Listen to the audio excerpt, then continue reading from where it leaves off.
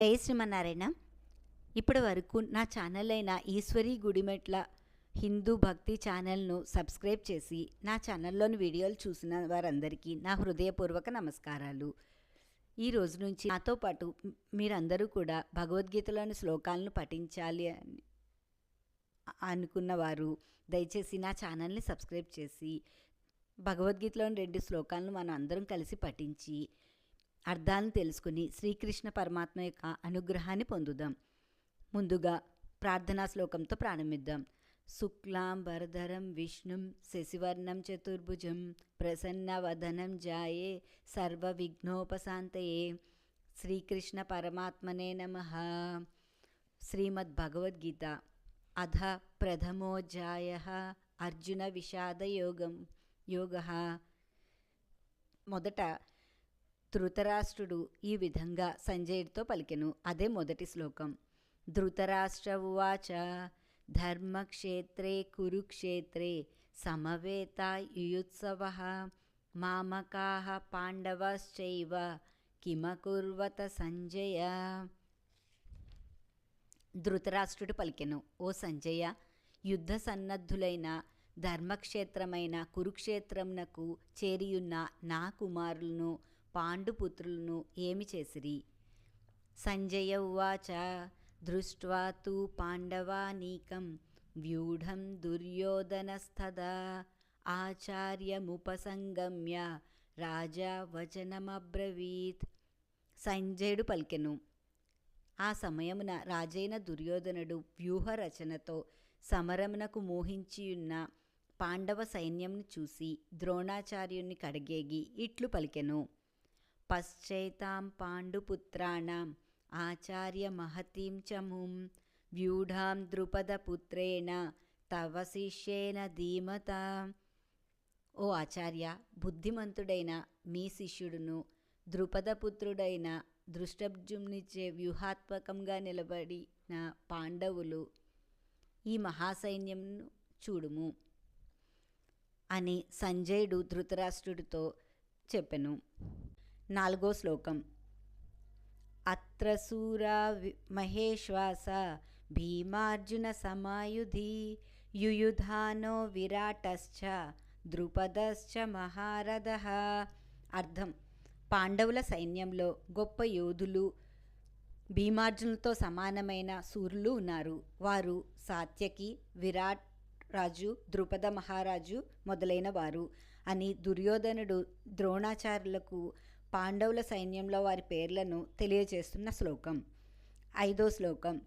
దృష్టకేతుశ్చేకితానః కాశీరాజశ్చ వీర్యవాన్ పురుజిత్ కుంతిభోజశ్చ శైబ్యశ్చ నరపుంగవః. 5వ శ్లోకానికి అర్థం: మరియు దృష్టకేతుడు, కాశీరాజు, చేకితానుడు, పురుజిత్, కుంతిభోజుడు, శైబ్యుడు అనేవారు కూడా వారి సైన్యంలో ఉన్నారు. 6వ శ్లోకం. యుధామన్యశ్చ విక్రాంతః ఉత్తమౌజాశ్చ వీర్యవాన్ సౌభద్రో ద్రౌపదేయాశ్చ సర్వ ఏవ మహారథ.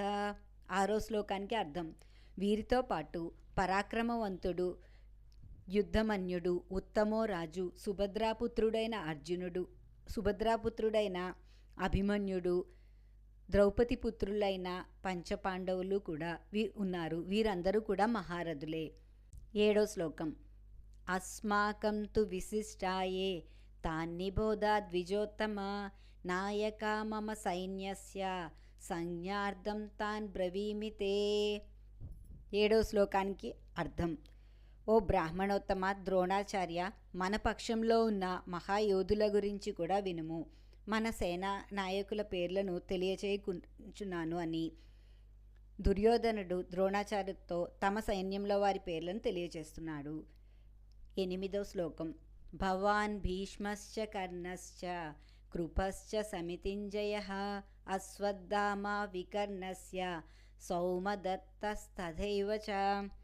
8వ శ్లోకానికి అర్థం: వారి సైన్యంలో ఉన్న వారి పేర్లను దుర్యోధనుడు ద్రోణాచార్యులకు తెలియచేస్తున్నాడు. మన సైన్యంలో ఉన్నవారు మీరును అనగా ద్రోణాచార్యులు, కర్ణుడు, భీష్మ పితామహులు, కృపాచార్యులు, అశ్వత్థామ, వికర్ణుడు, సోమదత్తుని కుమారుడైన భూరిశ్రవుడు మన సైన్యంలో ఉన్న ముఖ్యమైన యోధులు అని దుర్యోధనుడు ద్రోణాచార్యులతో తన సైన్యంలోని యోధుల గురించి తెలియచేస్తున్న శ్లోకం. 9వ శ్లోకం. అన్యే చ బహవః శూరా మదర్థా త్యక్తజీవితాః నానాశస్త్రప్రహరణాః సర్వే యుద్ధ విశారదా. అర్థం తెలుసుకుందాం. ఇంకను పెక్కుమంది శూరులు, వీరులు మన సైన్యం నందు ఉన్నారు. వారందరూ నా కొరకు తమ ప్రాణాలను సైతం పళంగా పెట్టి యుద్ధం చేయడానికి సిద్ధంగా ఉన్నారు అని దుర్యోధనుడు ద్రోణాచార్యునితో చెబుతున్న శ్లోకం. 10వ శ్లోకం. అపర్యాప్తం తదస్మాకం బలం భీష్మాభిరక్షితం పర్యాప్తం త్విదమే తేషాం బలం భీమాభిరక్షితం. 10వ శ్లోకానికి అర్థం తెలుసుకుందాం. భీష్మ పితామహునిచే అపరిమితంగా ఉన్న మన సైన్యము అజేయమైంది. భీమునిచే రక్షింపబడిన పాండవ సైన్యంను సులభంగా జయించవచ్చు. 11వ శ్లోకం.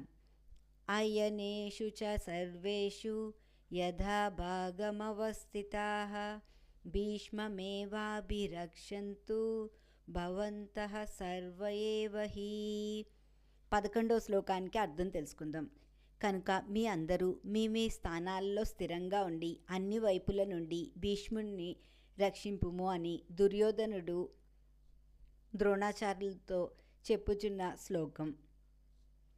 12వ శ్లోకం. సంజయ తస్య సంజనయన్ హర్షం కురు వృద్ధః పితామహ సింహనాదం వినజ్జోచ్చై శంఖం దద్మౌ ప్రతాపవాన్. 12వ శ్లోకానికి అర్థం. దుర్యోధను మాటలు విన్న భీష్మ పితామహుడు ఉచ్చస్వరంతో సింహనాదం ఒనర్చి శంఖమును పూరించెను అని సంజయుడు దుర్యోధనుతో చెప్పెను. 13వ శ్లోకం. తతః శంఖాశ్చ భేర్యశ్చ పణవానక గోముఖాః సహసైవాభ్యహన్యంత సశబ్దస్తు ములోభవత్. 13వ శ్లోకానికి అర్థం. మరుక్షణం నుండి శంఖములు, నగరములు, మృదంగాలు ఒక్కసారిగా భయంకరమైన శబ్దాలతో మ్రోగినవి. 14వ శ్లోకం. తతః శ్వేతైర్హయైర్యుక్తే మహతి స్యందనే స్థితౌ మాధవః పాండవశ్చైవ దివ్యో శంఖౌ ప్రదధ్మతు. 14వ శ్లోకానికి అర్థం తెలుసుకుందాం. అనంతరం శ్వేతాశ్వములను కలిగిన మహారథములపై ఆసీనులు అయిన కృష్ణుడు, అర్జునుడు తమ దివ్య శంఖములను పూరించిరి. 15వ శ్లోకం. పాంచజన్యం హృషీకేశో దేవదత్తం ధనంజయః పౌడ్రం దద్మౌ మహాశంఖం భీమకర్మావృకోదరః. 15వ శ్లోకానికి అర్థం. శ్రీకృష్ణుడు పాంచజన్యమును, అర్జునుడు దేవదత్తమను శంఖమును పూరించిరి. భీముడు పౌండ్రము అనే మహాశంఖమును పూరించెను. 16వ శ్లోకం. అనంత విజయం రాజా కుంతీపుత్రో యుధిష్ఠిరః నకులః సహదేవశ్చ సుఘోషమణిపుష్పకౌ. 16వ శ్లోకానికి అర్థం. కుంతీపుత్రుడైన యుధిష్ఠిరుడు అనగా ధర్మరాజు అనంత విజయము అనే శంఖమును, నకులుడు, సహదేవుడు సుఘోష మణిపుష్పము అనే శంఖములను పూరించిరి. 17వ శ్లోకం. కాశ్యశ్చ పరమేశ్వాసః శిఖండీ చ మహారథః దృష్టద్యుమ్నో విరాటశ్చ సాత్యకీశ్చ పరాజితః. 17వ శ్లోకానికి అర్థం. మహారథులు అయిన కాశీరాజు, శిఖండి, దృష్టద్యుమ్నుడు, విరాటుడు, సాత్యకి మొదలైన వారు. 18వ శ్లోకం. ద్రుపదో ద్రౌపదేయాశ్చ సర్వసః పృథ్వీపతే సౌభద్రశ్చ మహాబాహుః శంఖాన్ దద్ముః పృథక్ పృథక్. 18వ శ్లోకానికి అర్థం. ద్రుపద మహారాజు, ద్రౌపది యొక్క 5 కుమారులు, సుభద్రాపుత్రుడైన అభిమన్యుడు తమ తమ శంఖాలను వరుసగా పూరించిరి అని సంజయుడు ధృతరాష్ట్రునితో చెబుతున్న శ్లోకము, వాటి అర్థము. 19వ శ్లోకం. సఘోషోధార్తరాష్ట్రాణం హృదయాని వ్యదారయత్ నభశ్చ పృథివీం చైవ తుములో వ్యనునాదయన్. 19వ శ్లోకానికి అర్థం. పాండవ పక్షంన మహాయోధుల శంఖ నినాదాలకు భూమి ఆకాశములు దద్దరిల్లవి. ఆ శంఖారవములకు ధార్తరాష్ట్రుల హృదయములు అకలావికలములు అయినవి. 20వ శ్లోకం. అధ వ్యవస్థితాన్ దృష్ట్వా ధార్తరాష్ట్రాన్ కపిధ్వజః ప్రవృత్తే శస్త్ర సంపాతే ధనురుద్యమ పాండవః హృషీకేశం తదా వాక్యం ఇదమాహ మహీపతే. 20వ శ్లోకానికి అర్థం. ఓ ధృతరాష్ట్ర మహారాజా, పిమ్మట యుద్ధంకు సంసిద్ధులైన ధార్తరాష్ట్రులను చూసి కపిధ్వజుడైన అర్జునుడు ధనస్సును పైకి ఎత్తి, అర్జునుడు కృష్ణుడితో ఇలా చెప్పెను అని సంజయుడు ధృతరాష్ట్రునికి చెప్పిన శ్లోకం. 21వ శ్లోకం. అర్జున ఉవాచ సేనయోరుభయోర్మధ్యే రథం స్థాపయ మే అచ్యుత. 21వ శ్లోకానికి అర్థం. అర్జునుడు పలికెను, ఓ అచ్యుత, నా రథమును ఉభయ సేనల మధ్యగా ఉంచుము అని అర్జునుడు కృష్ణుడితో చెప్పెను. 22వ శ్లోకం. యావదేతాన్ నిరీక్షేహం యోద్ధుకామానవస్థితాన్ కైర్మయా సహ యోద్ధవ్యం అస్మిన్ రణసముచ్యతే. 22వ శ్లోకానికి అర్థం. రణరంగమున ప్రతిపక్ష యోధులను అందరినీ పరిశీలించి వారిలో నేను ఎవరితో యుద్ధం చేయాలో గమనించినంత వరకు రథమును ఇక్కడే నిలుపుము.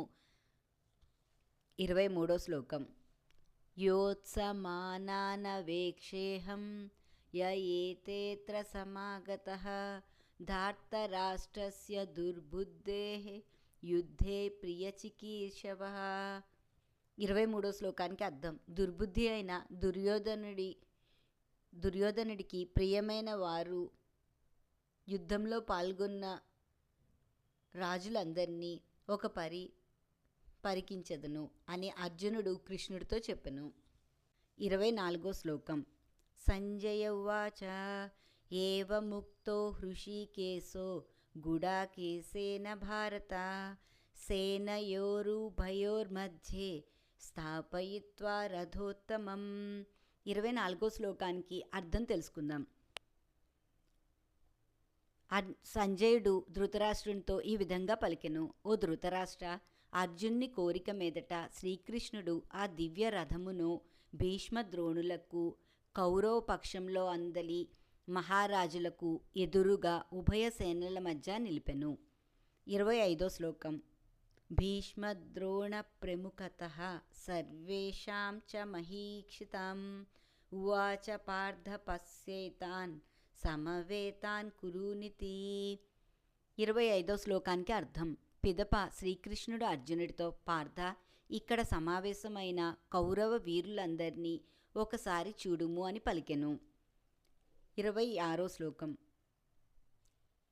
తత్రాపస్య స్థితాన్ పార్థః పితॄనధ పితామహాన్ ఆచార్యాన్ మాతులాన్ భ్రాతॄన్ పుత్రాన్ పౌత్రాన్ సఖీంస్తథా స్వసురాన్ సుహృదశ్చైవ సేనయోరుభయోరపి. 26వ శ్లోకానికి అర్థం. పిమ్మట పార్థుడు ఆ ఉభయ సేనల యందు చేరియున్న పెదతండ్రులను, పినతండ్రులను, తాత ముత్తాతలను, గురువులను, మేనమామలను, సోదరులను, పుత్రులను, పౌత్రులను, మిత్రులను, పిల్లనిచ్చిన మామలను మొన్నగు ఆత్మీయులందరినీ చూచెను. 27వ శ్లోకం. తాన్ సమీక్షస కౌంతేయః సర్వాన్ బంధూనవస్థితాన్ కృపయా పరయా విష్ణో విషీదన్నదమబ్రవీత్. 27వ శ్లోకం. తాన్ సమీక్షస కౌంతేయః సర్వాన్ బంధూనవస్థితాన్ కృపయా పరయా విష్టో విషీదన్నిదమబ్రవీత్. 27వ శ్లోకానికి అర్థం. సమరభూమికి వచ్చియున్న బంధువులను మిత్రులను అందరినీ చూసి కుంతీపుత్రుడైన అర్జునుడు అత్యంత కరుణాసాగరుడై శోక సంతప్తుడై ఇట్లు పలికెను అని సంజయుడు ధృతరాష్ట్రునితో చెప్పుచున్న శ్లోకాలు, వాటి అర్థము. 28వ శ్లోకం. అర్జునవ్వాచ దృష్ట్వేమం స్వజనం కృష్ణ యుయుత్సం సముపస్థితం సీదంతి మమ గాత్రాణి ముఖంచ పరిశుష్యతి. 28వ శ్లోకానికి అర్థం తెలుసుకుందాం.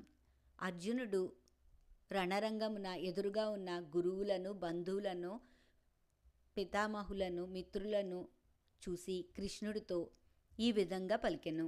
ఓ కృష్ణ, సమరోత్సాహంతో రణరంగమున నిలిచియున్న స్వజన సమూహంను చూసి నా అవయవములు శిథిలమవుచున్నాయి. 29వ శ్లోకం. వేపతుశ్చ శరీరే మే రోమహర్షశ్చ జాయతే. 29వ శ్లోకానికి అర్థం. నోరు ఎండిపోచున్నది, శరీరం వణుకుచున్నది. 30వ శ్లోకం. గాండీవం సంస్రతే హస్తాత్ త్వక్చైవ పరిదహ్యతే. 30వ శ్లోకం. గాండీవం స్రంసతే హస్తాత్ త్వక్చైవ పరిదహ్యతే నచ 30వ శ్లోకం. గాండీవం స్రంసతే హస్తాత్ త్వక్చైవ పరిదహ్యతే నచ శక్నోమ్యవస్థాతుం భ్రమతీవ చ మే మనః. 30వ శ్లోకానికి అర్థం తెలుసుకుందాం. గాంధీవం చేతి నుండి జారిపోచున్నది, చర్మము తప్పించిపోచున్నది, మనస్సు భ్రమకు గురి అవుచున్నది, ఇక్కడ నిలవలేకపోతున్నాను. 31వ శ్లోకం. నిమిత్తాని చ పశ్యామి విపరీతాని కేశవ నచ శ్రేయో అనుపశ్యామి హత్వా స్వజనమాహవే. 31వ శ్లోకానికి అర్థం. పెక్కు అపశకనములు కనబడుచున్నవి, యుద్ధమున స్వజనులను చంపుటచే శ్రేయస్సు కలుగునని అనిపించటలేదు. 32వ శ్లోకం. నకాంక్షే విజయం కృష్ణ నచ రాజ్యం సుఖాని చ కిం నో రాజ్యేన గోవింద కిం భోగే జీవితేన వా. 32వ శ్లోకానికి అర్థం. ఓ కృష్ణ, నాకు విజయం కానీ రాజ్యం కానీ సుఖం కానీ అవసరం లేదు. ఓ గోవింద, ఈ రాజ్యము వలన కానీ ఈ భోగముల వలన కానీ ఈ జీవితం నాకు ప్రయోజనం లేదు. 33వ శ్లోకం. ఏషామర్థే కాంక్షితం నో రాజ్యం భోగా సుఖాని చ త ఇమే వస్థితా యుద్ధే ప్రాణాం త్యక్త్వా ధనాని చ. 33వ శ్లోకానికి అర్థం. ఈ శ్లోకాలను అర్జునుడు కృష్ణుడితో చెప్తున్నాడు. మనం ఎవరికై ఈ రాజ్యమును, భోగములను, సుఖములను కోరుచున్నామో వారే ధన ప్రాణముల ఎడల ఆశలు వదులుకొని యుద్ధమునకు వచ్చి ఉన్నారు. 34వ శ్లోకం. ఆచార్యాః పితరః పుత్రాః తథైవ చ పితామహ మాతులా స్వసురా పౌత్రాః శ్యాలాః సంబంధినస్తదా. 34వ శ్లోకం అర్థం. గురువులను, తండ్రులను, తాతలను, కొడుకులను, మనవలను, ఇతర బంధువులు అందరూ ఇచ్చట వచ్చి ఉన్నారు. 35వ శ్లోకం. ఏతాన్న హంతుమిచ్చామి ఘ్నతోపి మధుసూదన అపి త్రైలోక్య రాజస్య హేతోహి కిమ్ను మహీకృతే. 35వ శ్లోకానికి అర్థం. ఓ మధుసూదన, ముల్లోకాధిపత్యం కొరకైనా కూడా నేను ఎవరిని చంపను.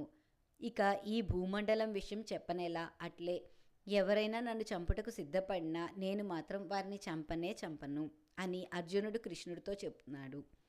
36వ శ్లోకం.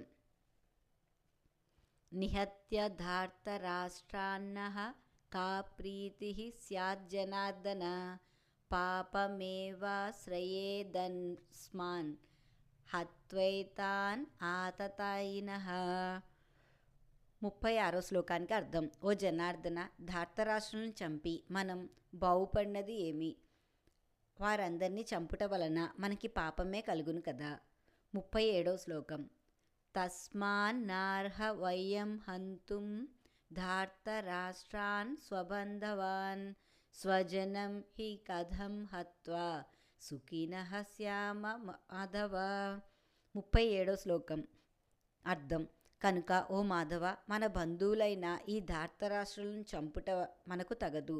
స్వజనులను చంపటం వలన మనకు సుఖం ఎలా కలుగును అని అర్జునుడు దుఃఖంతో కృష్ణుడితో చెప్పుతున్న శ్లోకాలు. 38 శ్లోకం. యద్యప్యేతేన పశ్యంతి లోభోపహతచేతసః కులక్షయకృతం దోషం మిత్రద్రోహే చ పాతకం. 38 శ్లోకానికి అర్థం. అర్జునుడు రణరంగమున బంధువులను మిత్రులను చూసి శ్రీకృష్ణుడితో చెప్పుతున్న శ్లోకం. లోభం కారణంగా భ్రష్టచిత్తులైన వారు కులక్షయం వల్ల కలిగిన దోషాలను, మిత్రద్రోహం వల్ల కలుగు పాపములను చూడకున్నచో. 39 శ్లోకం.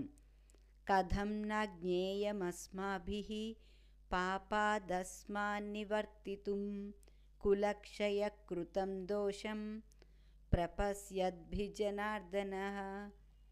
39 శ్లోకానికి అర్థం. ఓ జనార్దన, కులనాశనం వల్ల కలుగు నష్టములు ఎరిగిన మనము ఈ పాపమును ఏల చేసెదము.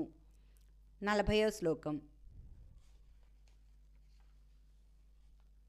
కులక్షయే ప్రణశ్యంతి కులధర్మాః సనాతనాః ధర్మే నష్టే కులం కృత్స్నం అధర్మోభిభవత్యుతః. 40 శ్లోకానికి అర్థం. కులక్షయం వల్ల సనాతనమైన కులధర్మములు అన్నీ నశించును. ధర్మము అంతరించినప్పుడు కులమునందంతా పాపమే వ్యాప్తి చెందును. 41 శ్లోకం. 41 శ్లోకం. అధర్మాభిభవాత్ కృష్ణ ప్రదుష్యంతి కులస్త్రియః స్త్రీషు దుష్టాసు వార్ష్ణేయ జాయతే వర్ణసంకరః. 41 శ్లోకానికి అర్థం. ఓ కృష్ణ, అధర్మము పెచ్చురేగినప్పుడు కులస్త్రీలు మిక్కిలి దూషితులవుదురు. స్త్రీలు దూషితులు అయినచో వర్ణ సంకరణ జరుగును. 42 శ్లోకం. సంకరో నరకాయైవ కులఘ్నానాం కులస్య చ పతంతి పితరో హ్యేషాం లుప్తపిండోదక క్రియాః. 42 శ్లోకానికి అర్థం. వర్ణ సంకర్యము కులఘాతములకును కులమును నరకమునందు పడవేయును. పిండోదకములు లోపించినచో వారి పితరులు అధోగతి పాలగుదును అని యుద్ధం జరగడం వల్ల కలిగే నష్టాలను అర్జునుడు శ్రీకృష్ణుడితో చెప్పుతున్న శ్లోకాలు, వాటి అర్థాలు. 43 శ్లోకం. దోషైరేతైః కులజ్ఞానాం వర్ణసంకరకారకైః ఉత్సాద్యంతే జాతిధర్మాః కులధర్మాశ్చ శాశ్వతాః. 43 శ్లోకానికి అర్థం. యుద్ధం జరగడం వల్ల కలిగే నష్టాల గురించి అర్జునుడు శ్రీకృష్ణుడితో చెప్పుతున్న శ్లోకాలు. వర్ణసాంకర్యమునకు మూలమైన ఈ దోషము వలన సనాతన కులధర్మములు, జాతి ధర్మములు నష్టమగును. 44 శ్లోకం. ఉత్పన్న కులధర్మాణం మనుష్యాణం జనార్దన నరకే నియతం వాసో భవతీత్యనుశుశ్రుమా. 44 శ్లోకానికి అర్థం. ఓ జనార్దన, కులధర్మములు నశించిన వారికి నరకప్రాప్తి కలుగును కదా. 45 శ్లోకం. అహోబత మహత్పాపం కర్తుం వ్యవసితా వయం యద్రాజ్య సుఖలోభేన హంతుం స్వజన ముద్యతాః. 45 శ్లోకానికి అర్థం. అయ్యో కృష్ణ, మనం బుద్ధిమంతులం అయ్యుండి కూడా రాజ్యలోభము చేత స్వజనులనే చంపుటకు సిద్ధపడి ఈ ఘోర పాపమునకు ఒడికట్టుచున్నాము. ఇది ఎంత దారుణమో కదా. 46 శ్లోకం. యది మామ ప్రతీకారం అశస్త్రం శస్త్ర పాణయః ధార్తరాష్ట్రరణే హన్యుః తన్మే క్షేమతరం భవేత్. 46వ శ్లోకానికి అర్థం. శస్త్రరహితుడినై ఎదిరింపని నన్ను శస్త్రములు చేబూరి ధార్తరాష్ట్రుల యుద్ధమున నన్ను వధించిన నాకు మిక్కిలి క్షేమమే కలుగును అని అర్జునుడు కృష్ణుడితో చెప్తున్న శ్లోకం. 47వ శ్లోకం. సంజయ ఉవాచ ఏవముక్త్వార్జునః సంఖ్యే రథోపస్థ ఉపావిశత్ విసృజ్య ససరం చాపం శోక సంవిఘ్నమానసః. సంజయుడు ధృతరాష్ట్రునితో ఈ విధంగా చెప్పెను. అర్జునుడు ఈ విధంగా పలికి శోక సందిగ్ధుడై యుద్ధ భూమి అందు ధనుర్బాణములను ఛేదించి రథము వెనుక భాగాన చతికిల పడెను అని సంజయుడు ధృతరాష్ట్రుడితో చెప్పిన శ్లోకం. ఓం తత్సదితి శ్రీమద్భగవద్గీతాసు ఉపనిషత్సు బ్రహ్మ విద్యాయాం యోగశాస్త్రే శ్రీకృష్ణార్జున సంవాదే అర్జున విషాద యోగో నామ ప్రథమోధ్యాయః సమాప్తం. ఈ విధంగా మనం ప్రతిరోజు భగవద్గీతలోని కొన్ని శ్లోకాలనైనా పఠించి శ్రీకృష్ణ పరమాత్మ యొక్క అనుగ్రహాన్ని పొందుదాం. వీడియో మీకు నచ్చితే నా వీడియోని షేర్ చేయండి, లైక్ చేయండి. ఇలాంటి ఆధ్యాత్మిక వీడియోలు చూడాలంటే దయచేసి నా ఛానల్ని సబ్స్క్రైబ్ చేయండి. ఈశ్వరి గుడిమెట్ల. జై శ్రీమన్నారాయణ.